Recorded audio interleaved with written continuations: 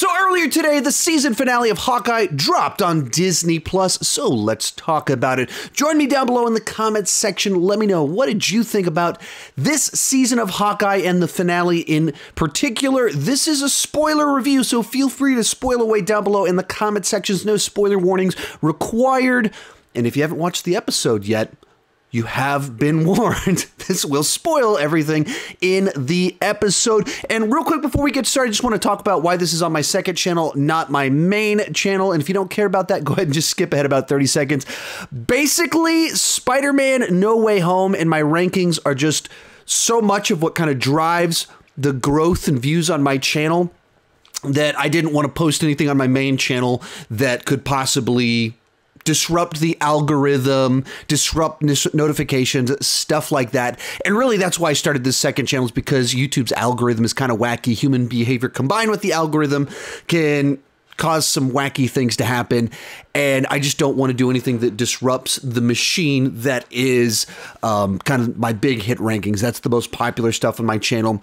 And these Marvel Disney Plus reviews are solid hitters. That's why I keep doing them. And it's a subject that I want to talk about, but they're categorically not in the same ballpark when it comes to views, subscriber growth as my big rankings that I do. And today I dropped what I'm hoping to be the biggest ranking I do this entire year. And so I don't want this video competing with that one. So I just posted this one over on the second channel for that reason. With that said, my general thoughts on the episode. Did I almost start picking my nose? That's how you know you're on the second channel. I left this in the video, me picking my nose in a video. So my general thoughts on the finale, I really dug it.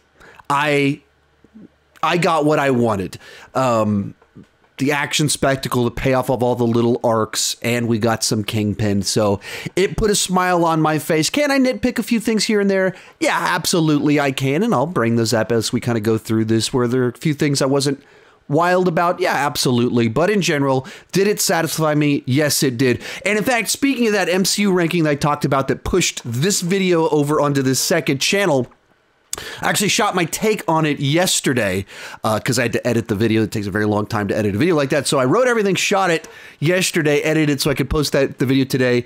And I was like, placed it as my favorite of the Marvel Disney Plus shows. And I was like, okay, I know I might have to go in tomorrow, and I had plans and everything, like didn't change my set. I literally, this is my hair from yesterday. I put so much hairspray in it that I slept on my hair and it still looks the same, just in case I had to come back and be like, I loved Hawkeye until the finale, and then it dropped the ball and I had to knock it back. But that didn't happen. It landed the ship much better than I think some of the other shows did, or some of the shows that I thought were really good in the middle that kind of petered out at the end. I felt like Hawkeye kind of got better and better as it went along. And some of that maybe it's just expectations, that it kind of starts off and makes it pretty clear like this is a low stakes, street level, very personal story. And so once you accept that it's about those relationships, the characters, the betrayals, then you can just enjoy what it is. And so that's around episode 4. It was like, okay, that's what this is. I'm totally on board with that. I just want more of it. That's my biggest criticism. I just wish the season was longer. And, maybe that ties into, there's some, you get into the Kingpin, maybe needed more time on that for it to really feel like it wasn't just a cheap ploy. Sure. But just in general, I thought it worked for what it was. And it's my favorite of the Marvel Disney Plus shows. So luckily I didn't have to make any edits. And the only stuff I would have talked about if I had added anything was maybe would have been spoilery, so I wouldn't want to have done that anyway. So it's my favorite of the Marvel Disney Plus shows. From there, let's kind of dive into some of the spoilers about it. And right off the bat, Kingpin. He was teased at the end of last week's episode. You saw a picture, it was kind of blurry, and it was like, I'm pretty sure that's Vincent D'Onofrio, but is it? And then the credits came up and his name was right there, and you're like, they're doing this. And the way it worked out for me is that I watched Hawkeye episode 5, Kingpin shows up in the morning, and then I went to a press screening of Spider-Man that night, and I won't say anything beyond that, but if you've seen Spider-Man, you know that was a good day for me. And so then we actually get performance from Vincent D'Onofrio here and kind of get the backstory of the mother. What's she been up to this whole time? Why has she been doing what she's been doing? And realizing that the dad wasn't as good as he necessarily seemed. He made some shady choices that kind of put them in a compromised position, and the mother went along with it. And she's trying to get out. So you have Kingpin there, and you forget how great D'Onofrio is in this part of him, like sitting there totally calm, but can twitch his face, and you know exactly what the twitch means. And just such a pleasure to get more of this character. I've said it many, many, many times before, but Daredevil might have been my favorite show of the last decade. I love just about everything about it. And of course, big, gigantic standouts would be Charlie Cox, Daredevil, Vincent D'Onofrio, Kingpin, Bernthal, Punisher, but I just loved everything about it. And then season 3 comes out. It's fantastic. We had to wait a couple years for it to happen. Comes out. I absolutely love it. And then they immediately announce it's canceled. And we're like, are we ever going to see these characters again? And like, Vincent D'Onofrio's on Twitter, and he's like, I would love to play this character more. I mean, he was all over Twitter talking about this, and same with Deborah, the actress that plays Karen Page, all over Twitter. They would love to play these parts again if some way it could happen. And so that it's happening. That was very cool. So then again, pretty quickly just kind of sets up that there's this party where everything's going to go down. And so I guess through the videos, Yelena's been spying on everything, so passes information over to our Hawkeyes, and they're like, all right, we got to make arrows. And then you kind of pauses just long enough to have to close out the arc that has been the back and forth relationship between Clint and Kate starts off, he's just annoyed by this girl. Like, oh, who's this crazy girl that put on the Ronin uniform that I have to save? Like, what on earth is this? And then they go on a little adventure together, and he sees like, wait a minute, like she's naive, but she's really good. Like she actually knows what she's doing here. And then they just this Christmas party, and he starts to break down that hardness. Like, not just that he kind of respects that she's really good. Like I've never just found someone this good before. And she throws a Christmas party for him. He's like, well, she really cares about me. She's not like, she's actually paused on during Christmas in the middle of all of this to think Clint's probably lonely. I should go make sure that he has some friends and family during the holidays. And then, of course, when a Black Widow assassin shows up, he's like, well, I don't want to get this girl killed. But he kind of just keeps going back to this idea of it's actually nice to have a partner in my adventures again. And where it kind of goes with some of this, and you start to discover why it's so important to have Yelena in this show. Because as the plot point of Yelena wanting to kill Clint, I don't think holds up all that well, because it is just have one conversation, you resolve it, and like it rings hollow because us as the audience knows exactly what did happen, and it feels like this can be explained. And it feels also the saving of mankind would be the biggest news story of all time. So every journalist would ask every question imaginable. So this would be something you would think would be incredibly well documented of exactly what happened. And like one of the Avengers died on the quest to save everyone. You would think that would be 1,000 headlines about that.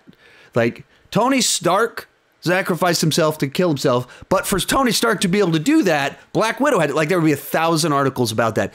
And so it rang a little bit hollow, but what you really start to realize very, very much is that you needed that eulogy for Natasha, which we'll talk about.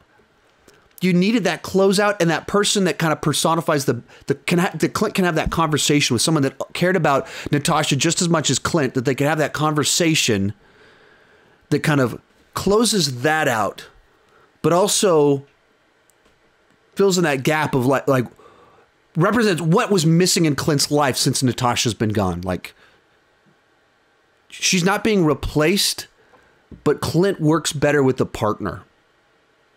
And Natasha was that partner for 10, 15 years, however long it was.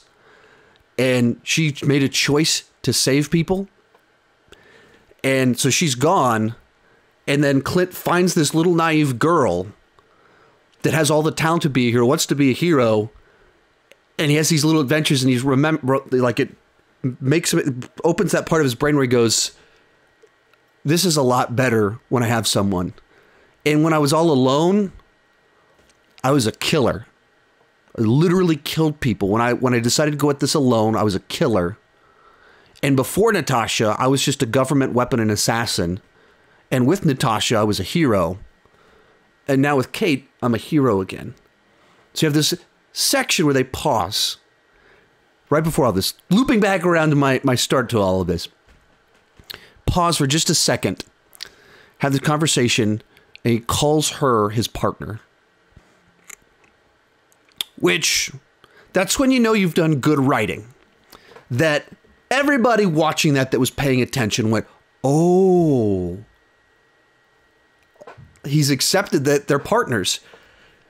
Because for the whole show, he's pushed her away, but also liked her being around and like acknowledged, but he keeps pushing her away.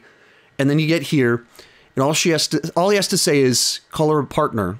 One word. He doesn't have to make a big deal out of it. It's just, we got a venture partner.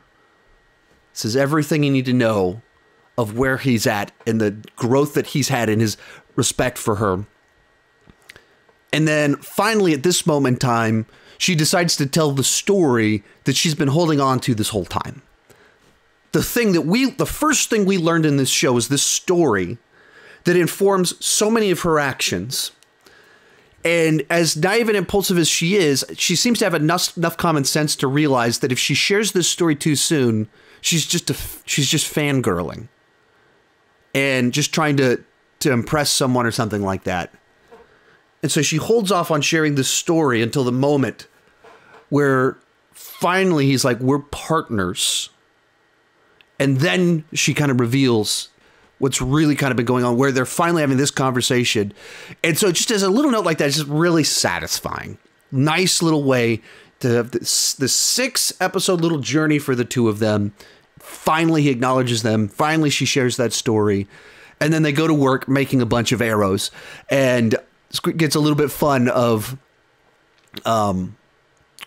seeing exactly what they are, how they're going to be used. It's just a nice little setup for all of this. So then we go to the party, and Clint shows up. They kind of go inside, hoping to find Kate's mom to confront her about what she's been up to. And before too much can go down, you have Echo's number one guy. I don't know exactly the hierarchy of that relationship. He's across the street with a gun. And I guess earlier than this, there was a conversation between Echo and Kingpin where it becomes pretty clear that relationship is falling apart. Echo knows that Hawkeye was telling the truth. She's on a different side now. So, number one guy, Echo, whatever that guy is, he's across the street. So he sees Clint and basically starts shooting at him. Kind of all out fights start breaking out. I don't talk through all the specific things, and I remember all the details that start playing out. But some of the big things that go down is that Kate confronts her mom, and her mom's like, well, you know, I had to do what I needed to do because you're dead. That was kind of her excuse. And then through all of this, Jack shows up to the party carrying a sword. So he's been arrested for stabbing someone and then shows up at a party with a sword, which seems like a bit of a ballsy move. And then when the crazy starts breaking out, of all the things he could do at this moment, he decides to start fighting people, fencing them with his sword. And I don't know. I said since episode 1 that this actor, I had no clue who this guy was until like 6 months ago when I first watched Better Call Saul. He showed up in the latter few seasons. I just was like, this guy's great. And then I realized he was going to be in Hawkeye. I was like, that's exciting. I wonder what they're going to do with him. So they use him as a red herring, as this guy that smiles and comes off like he's super suspicious all the time. And then he turns out to be a red herring that is actually a good guy. He's actually like a decent guy that's just unfazed by anything and just comes off super mischievous. I kind of love that about this guy. I hope he comes back. I've dug everything they've done with him, and how it all worked out, that even in the last episode, the payoff of all of it is that he, in his own little way, turns out to be another one of our heroes in the mix. So I got a big kick out of that. A really fun way to use a red herring. And maybe, I don't know how much they even intentionally did this. Because if you haven't seen Better Call Saul, what he's so good at, and I believe I said this in my earlier reviews, he's so good at being like this, like, charming, like, big, gigantic smile guy while being a bad dude. On Better Call Saul, like, he has that same kind of charm, smile to him, or being a ruthless killer guy that will do awful things while smiling, and you don't know what you can trust. You don't know, you cannot get a read at all when he is actually being charming and when he's about to kill you. And I wonder how much if they just went, we like that quick characteristic, or if they wanted to even borrow some of that reputation that he had. That reputation from that show certainly helped some of that work a bit better in the show. But I got a kick out of this one. Other fun detail in here, the LARPing crew, the first responder LARPing crew, they show back up as kind of the support that's kind of helping in the room. And so eventually it gets to a point in time where things start getting crazy and they run and get their LARPing gear to help them try and guide people and get in on the action a little bit. In episode 2, when the LARPers first showed up, I was like, this is a weird little rabbit trail that they're spending an awful lot of time on. Like, what? I don't dislike this, but it just feels like a lot of time with some throwaway characters for an episode. And as soon as they started coming back into the mix of, these are the only people that Clint knows in the area, and they seem like decent people. They're weird to him, but they're decent people. Like, I guess these are the people I can trust. And then they start working with costumes. Like, as soon as they start bringing them back in, it's like, oh, okay. What an interesting little way to create this little subplot of sorts of supporting characters, of supporting heroes in the mix in an interesting way. So they stayed in there. The more they showed up, the more that I liked that they were in the show, just enough to be like, yeah, Clint's got to work with whoever he's got, and these are people that'll help him. And just once again, that nice little payoff, just kind of like the Jack situation. These side characters happen to be there, and or not happen to be there. They kind of course, would be at the party, but then there's a payoff to the time that we've spent with them and what they've teased about their abilities, knowledge, and what they would own. This is nice little ways.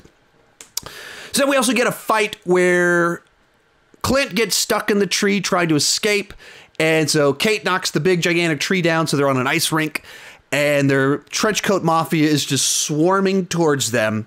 And basically the moment is a setup for the two of them to work together and have trick arrow palooza. And that's what it is. It is the two of them using trick arrows like crazy in this little sequence. So, and you've got inflatable ones, gas arrows, electric ones, magnetic ones. And like, some of them are like, when you watch enough things, review enough things, you start realizing why they have to have certain moments happen. So they created an arrow whose sole purpose basically is to remove the guns from the hands of the villains so that the sequence can take place. So you have to, like, all of them are carrying guns. They have them surrounded on an ice rink. This is over in 10 seconds unless we have an arrow that can take, Deus Ex trick arrow. I think I invented a new term that will be used in the future in television, in cinematic criticism. But Deus Ex fake arrow or trick arrow removes their guns so that we can have this fun little sequence. And of course, the big payoff of all of it, a car crashes over a boundary, is about to go into them, and they shoot a Pym arrow at it, shrink the car down, and then an owl takes the car away, which the implications of that are vast, but I thought it was a nice little payoff for what they were doing with it. As it's a TV show. And if you treat this as a 5-hour movie, you probably poke holes with things, taking issue with things. If you treat it like a TV show, this is like a really fun TV show.